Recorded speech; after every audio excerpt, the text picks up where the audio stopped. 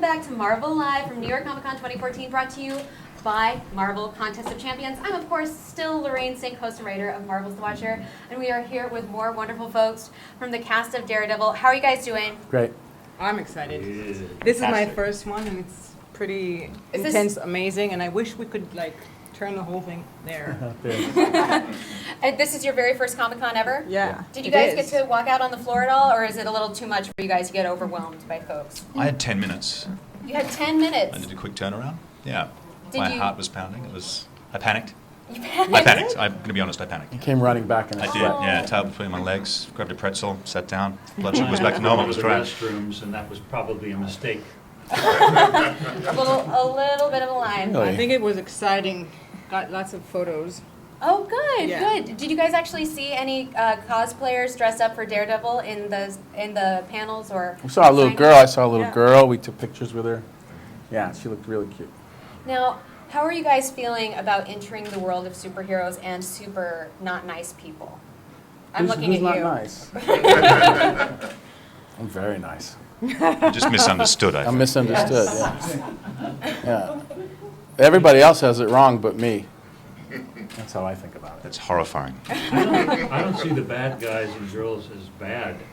They really are internally conflicted, and it's the conflict within them, I think, that's as compelling as the wonderful fight scenes and the action scenes, because this is a fantastic group of actors who can reflect those struggles in the scenes in a way I think that's really soul-bearing, at least in the scenes that I've had the pleasure of working on. And I think that's going to have as much pop and sizzle as the dialogue and the action. Well, I can't wait to see it. Have you guys gotten a chance to get in on the action thus far on the set? A little bit. A little Yeah, bit? we've done some pretty crazy stuff, yeah. There's one scene in particular with my character. I can't get into detail about it, but it's particularly awesome. Really amazing. Particularly awesome. Watch out for particularly awesome Yeah. things. That's what I was told, right? I can only say really cool, really awesome. Everything's fantastic. It's great. No, Fisk is an enormous character in more ways than one, and they have figured out a way to. Stephen DeKnight is a brilliant writer. He just delivers these scripts that are the dialogue is so easy to say and to act out. And this one scene sticks out in my mind where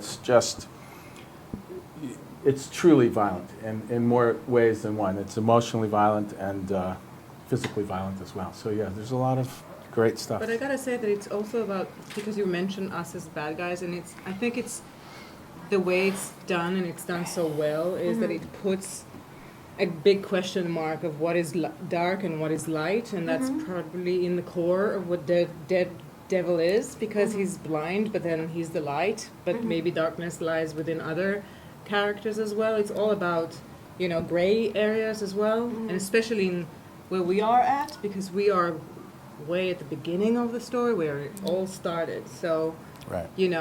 Perception is a question mark.